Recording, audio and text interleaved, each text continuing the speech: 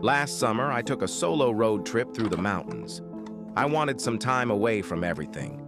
Just me, my thoughts, and the open road. I was driving late one night when my car started sputtering and eventually died. I managed to coast to the side of a desolate road, completely cut off from civilization. My phone had no signal, and it was pitch black outside. I remembered passing a small town about 10 miles back, so I decided to walk there and look for help. After what felt like hours of walking, I finally saw a faint glow of lights ahead. As I got closer, I realized it wasn't a town, but a single house. It was an old, run-down farmhouse, but at that point, I didn't care. I just needed a phone. I knocked on the door, and after a moment, a middle-aged woman answered. She looked startled to see me, but eventually invited me in.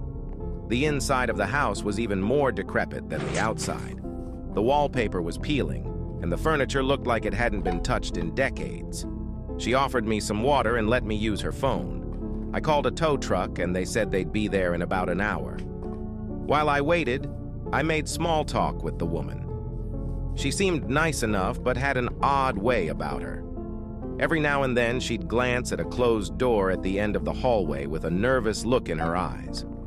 I asked her if she lived alone, and she hesitated before saying yes. About half an hour later, I heard faint shuffling noises coming from behind that door. I asked her if she was sure she was alone. She laughed nervously and assured me it was just the house settling, but her eyes told a different story. Follow for part 2.